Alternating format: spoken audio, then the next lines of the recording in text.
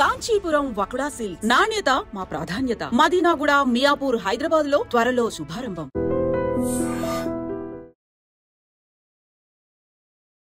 Hi hello నమస్తే, welcome back to iDream media. ఈరోజు మనతో ఉన్నారు సర్టిఫైడ్ ఫైనాన్షియల్ ప్లానర్ అయిన రామచంద్రమూర్తి గారు. ముఖ్యంగా ఈరోజు ఎపిసోడ్లో కమోడిటీస్ గోల్డ్ అండ్ సిల్వర్ గురించి తెలుసుకుందాం.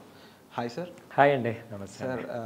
Right now gold and silver commodities, వీటి పరిస్థితి ఏ విధంగా ఉంది, వీటి ఫ్యూచర్ ఏంటి, వీటిలో ఇన్వెస్ట్మెంట్ చేసిన వాళ్ళ పరిస్థితి ఎలా ఉంటుందంటారు? ఈ గోల్డ్ అండ్ సిల్వర్ అంటే లాస్ట్ 2 days బ్యాక్ దాదాపు 2000 ఫాల్ అయింది గోల్డ్. 84,000, ఇప్పుడు మళ్ళీ 2000 పాయింట్స్ కవర్ అయిపోయింది. ఈ వీక్లో చూస్తే హై 89,000 దాకా వెళ్ళింది. అక్కడ నుంచి 4,000 పాయింట్స్ డౌన్ అయ్యి 84 వచ్చింది. సో ఇప్పుడు ఈ లాస్ట్ డే ఈ ట్రంప్ ఉక్రెయిన్ ఎఫెక్ట్ వల్ల కొంచెం ఫియర్ వచ్చి మళ్ళీ ఇప్పుడు 2000 ఓవరాల్గా వీక్నెస్ ఉండాల్సింది, మళ్ళీ రివర్స్ అయింది. అలాగే సిల్వర్ కూడా ఇప్పుడు 96,000 అలా ఉంది, మొన్న 94 దాకా వచ్చింది. సో ఇదేంటంటే ఒక రేంజ్లో ఉంది, 94 నుంచి 98 ఆ రేంజ్. అలాగే గోల్డ్ కూడా 84 నుంచి 89 రేంజ్లో ఉంది. సో గోల్డ్ సిల్వర్లు అయితే ఒక రేంజ్లో ఉన్నాయి. అలా అని తగ్గుతాయా అంటే తగ్గట్లేదు, కానీ 84 ఆ రేంజ్ బ్రేక్ అయితే కానీ రాదు. అదే ఇంటర్నేషనల్గా తీసుకుంటే దాదాపు 2,900 ounce దాకా వెళ్ళిపోయింది. మొన్న 2,860 ఆ రేంజ్కి వచ్చింది. సో అక్కడక్కడే కన్సల్టేట్ అవుతుంది. ఎందుకంటే మేజర్గా ఇప్పుడు ఫియర్స్ అయితే ఏం లేవు. ఇవి మొత్తం మార్కెట్ కరెక్షన్స్ ఇవాళ అవుతున్నాయంటే ఓన్లీ ట్రంప్ యొక్క టారిఫ్ ఎఫెక్ట్సే, కానీ వరల్డ్లో ఎఫెక్ట్స్ ఏం లేవు ఫియర్ పై. కాబట్టి ఏంటంటే ఇది ఇంకా విపరీతమైన స్పీడ్లో పైకి వెళ్ళే అవకాశాలు లేవు, కానీ ఒక రేంజ్లో ఉందండి. అంటే ముఖ్యంగా ఇది ఆర్నమెంటల్ గోల్డ్ కూడా ఒక శుభవార్త అని చెప్పొచ్చు కదా. ఇంతకు ముందు వరకు ఆర్నమెంటల్ గోల్డ్ అంటే కంపేరబుల్లీ, కానీ ఇప్పుడు లాంగ్ టర్మ్లో వాళ్ళు ఎప్పుడైతే ఇంతకుముందు ఓల్డ్ టైమ్స్లో కొన్నారో వాళ్ళందరికీ కూడా ఇది ఒక బూస్ట్ అని చెప్పొచ్చు. అవునండి. ఇక ఇప్పుడున్న టైంలో సార్ స్టాక్స్ పరిస్థితి ఏ విధంగా ఉంది? ఇప్పుడున్న టైంలో కాస్త దేంట్లో కన్నా మనీ పుల్ చేద్దాం అనుకుంటే ఎటువంటివి బెటర్ అంటారు? ఇప్పుడు ఏంటంటే గోల్డ్ తీసుకోవచ్చండి, ఏదన్నా ఒక 1,000 పాయింట్స్ 1,500 పాయింట్స్ డౌన్ అయినప్పుడు 84 ఆ రేంజ్లో బై చేసుకోవచ్చు. తర్వాత సెలెక్ట్గా ఏంటంటే కొంత అమౌంట్ స్టాక్స్లో కూడా ఇన్వెస్ట్ చేస్తానంటే ఫండమెంటల్గా ఇప్పుడు చాలా సాగుగా ఉన్నాయి. ఏంటంటే ఈ ఎస్కార్ట్స్ ఒకటి బాగుంది ఆటోమొబైల్లో. అలాగే టీవీఎస్ మోటార్ రిజల్ట్స్ బాగా వచ్చాయి, బాగుంది. అలాగే బ్యాంకింగ్లో వచ్చి ఐసిఐసిఐ బ్యాంక్ కానీ యాక్సిస్ బ్యాంకు బాగున్నాయి, వీక్లీ చార్ట్స్ బాగున్నాయి అవి. ఆ తర్వాత రియాలిటీ సెక్టర్ ఒకటి గ్రో కనపడుతుంది, ఓవరాలిటీ ఒకటి ఉంది, ప్రెస్టేజ్. సో ఇలా 3 సెక్టర్స్, ఆటోమొబైల్, బ్యాంకింగ్, రియాలిటీ, ఈ మూడిట్లో కలిపి మీకు ఇప్పుడు ఒక 6 కంపెనీలు చెప్పాను. వీటిలో ఏంటంటే స్మాల్ షేర్స్, స్మాల్ క్వాంటిటీ కొనుక్కొని బై అండ్ డిక్లైన్స్ లాగా ఇన్వెస్ట్మెంట్ చేయండి. ఒక 6 months 8 months కనుక ఉంటే మీకు ఒక 20% నుంచి 30% రిటర్న్స్ వస్తాయి. ఎందుకంటే ఇప్పుడు ఓవరాలిటీ ఉందనుకోండి, దాదాపు 2,300 నుంచి ఇప్పుడు 1,500, 800 పాయింట్స్ డౌన్ అయింది. అలాగే ప్రెస్టేజ్ ఉంది, అది కూడా అంతే, 2,000 నుంచి ఇప్పుడు 1,100 1,200 ఉంది. సో ఇక్కడ ఇన్వెస్ట్ చేసుకోవచ్చు. అలాగే ఇప్పుడు ఐసిఐసిఐ బ్యాంకు 140 పాయింట్స్ అలా డౌన్ అయింది, అది కంటిన్యూగా ప్రాఫిట్స్ ఇస్తూ ఉంటాయి. అలాగే యాక్సిస్ బ్యాంక్ బాగానే ఉంది. అలాగే టీవీఎస్ మోటారు అది కూడా అంతే, దాదాపు 800 పాయింట్స్ తగ్గింది, సో హై నుంచి. కాబట్టి ఇవి ఇన్వెస్ట్మెంట్కి బాగానే ఉంటాయి, మంచి ఆపర్చునిటీ కింద తీసుకోవచ్చండి. సో ఓవరాల్గా ఈ ఇన్వెస్టర్స్, రీటైలర్స్ చూసుకున్నట్లయితే కాస్త ఒడిదుడుకులో ఉన్నారని చెప్పాలి. బట్ అగైన్ మనీ పుల్ చేయడానికి కానీ వాళ్ళకి మెయిన్గా ఈ ఎక్కడ అనేది ఆప్షన్ దొరకట్లేదు. బట్ ఇలాంటి టైంలో కూడా వాళ్ళు డైరెక్ట్గా వెళ్ళడం కంటే చాలామంది డైరెక్ట్గా వెళ్తున్నారు ఫండ్స్ లాంటి వాటిల్లో. బట్ మీరేం చెప్తారు? ప్రొఫెషనల్స్ని ఇలాంటి సిచ్యువేషన్స్ వల్లే కదా ప్రొఫెషనల్స్కి కంపల్సరీ ఇంపార్టెన్స్. కంపల్సరీ అండి. యాక్చువల్గా ఈ టైంలో సంపాదించడం అంటే ప్యూర్ ప్రొఫెషనల్ వాళ్ళ వల్లే అవుతుంది. సో ఇప్పుడు ఏంటంటే అన్ని కంపెనీలు మిడ్ క్యాప్ మార్కెట్ ఫాలో ఉన్నప్పుడు సస్టైన్ అయ్యే కంపెనీలు ఏముంటే అవి చూసుకోవాలి. లేదంటే మామూలుగా రాంగ్ పిక్ పడిందంటే ఇంకా అసలు పోర్ట్ఫోలియో మెల్ట్ అయిపోద్ది. అంటే ఇప్పుడు మొన్న నాకు ఒక ఆయన ఫోన్ చేశారు, 50 lakhs అన్న పోర్ట్ఫోలియో దాదాపు 15 లక్షల లాస్ వచ్చింది. సో జస్ట్ ఏంటంటే అంత మెల్టింగ్ అయ్యే కంపెనీస్ అనమాట. అలాంటి కంపెనీస్ కాకుండా డిఫెన్సివ్గా నిలబడే కంపెనీస్లో మనం ఇన్వెస్ట్ చేయాలంటే మీరు కంపల్సరీ ఎవరో ఒక మంచి మెంటర్ ఉండాలి. మీకు ఫైనాన్షియల్ ఎక్స్పర్ట్ ఉంటే మీకు మేము అడ్వైజ్ ఇస్తాము. దానిలో ఇన్వెస్ట్ చేసుకోవడం ద్వారా మంచి పోర్ట్ఫోలియో డిఫెన్సివ్గా స్టార్ట్ అవుతుంది. ర్యాలీ వచ్చినప్పుడు ఫస్ట్ పికప్ అయ్యేటట్టు ఉంటాయి.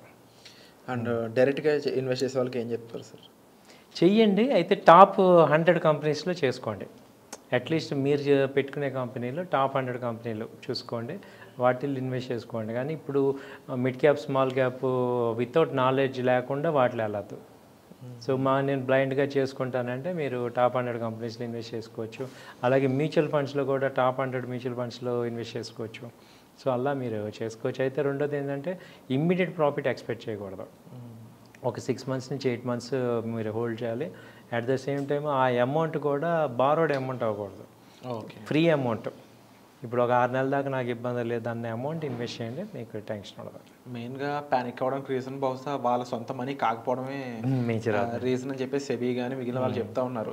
అండ్ అన్నెసరీ మనీ రేట్ అప్పులు తీసుకొచ్చి ఇందులో పెట్టొద్దని కూడా సెబీ చెప్తా ఉంది. బట్ స్టిల్ చాలా మంది వినడం లేదు. మీలాంటి వాళ్ళు మరొకసారి మన మీడియా ద్వారా ఒకసారి ఆ విషయం మరొకసారి గట్టిగా తెలపాలని నేను అడుగుతున్నాను. డెట్ని హ్యాండిల్ చేయటం రాకపోతే దాని జోలికి వెళ్ళొద్దు. ఇప్పుడు మన అమౌంటే మనం కాపాడుకోలేనప్పుడు మరి అప్పు తెచ్చిన అమౌంట్ ఇంకేం కాపాడుతాం?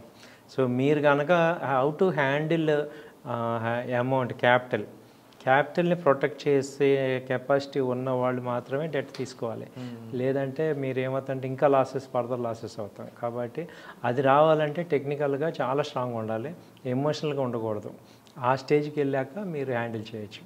అంతేగాని మీరు ఎంట్రీ లెవెల్లో ఉండి అంటే మార్కెట్ అప్ ట్రెండ్లో ఉన్నప్పుడు డెట్ తీసుకోవాలి, డౌన్ ట్రెండ్లో అసలు చాలా ఇబ్బంది అవుతుంది. సో వాడద్దు. అండ్ ఈ ట్రెండ్ అనేది ఎప్పుడు మారే ఛాన్సెస్ ఉన్నాయని కొంతమంది డైరెక్ట్గా అడుగుతున్నారు. Is it possible to predict the time line? చేయొచ్చండి. ఒకటే అండి, మీరు ఇప్పుడు జనరల్గా ఏంటంటే ఒక రూల్ ఆఫ్ థంబ్ ఏంటంటే ఒక నార్మల్ ఇన్వెస్టర్ కూడా ఇక మార్కెట్ అయిపోయింది, డౌన్ అయింది అన్న రోజున ఇక ట్రెండ్ మారిపోయినట్టు. ఇక వాళ్ళు ప్యానిక్ అంటే ఇప్పటిదాకా ఇంకా ప్రజలకి ఇంకా పేషెన్స్ ఉంది కాబట్టి ట్రెండ్ డౌన్. ఇక పేషెన్స్ అంతా అయిపోయి అందరూ ఎగ్జిట్ అయిపోతారు చూడండి, ఇక ఆ స్టేజ్లో ట్రెండ్ రివర్స్లో అవుతాయి. సో ఇప్పుడు ఇంకా ఏంటంటే ఇంకో 20% పేషెన్స్ ఉంది. సో ఇదేంటంటే ఎగ్జాంపుల్ మీకు స్టాంపేడ్ జరుగుతాయి చూడండి, తొక్కిస్లాట. సో అలా ఏంటంటే ఒక 10 hours 15 hours పేషెన్స్గా ఉన్న పర్సన్స్ కొంతమంది ఇన్పేషెన్స్ అయిపోయి వాళ్ళు కొంచెం రూల్స్ బ్రేక్ చేస్తారు. ఆ రూల్స్ని కంట్రోల్ చేద్దామని మిగతా వాళ్ళు వాళ్ళని ఆపడానికి చూస్తారు. అప్పుడు ఏమవుతుందంటే బిగ్గర్ వైలేషన్ అయిపోద్ది. అలా అవుతుంది అనమాట స్టాక్ మార్కెట్ కూడా. పేషెన్స్గా వెయిట్ చేసి ఇక ఏదో న్యూస్ వచ్చి మళ్ళీ డౌన్ అయితే అన్బేరబుల్ స్టేజ్కి వెళ్ళిపోతారు. ఎవరు పర్టికులర్గా రీటైల్ క్లయింట్స్. ఇది ఎందుకు చెప్తున్నానంటే నేను ఇలా అవ్వద్దని.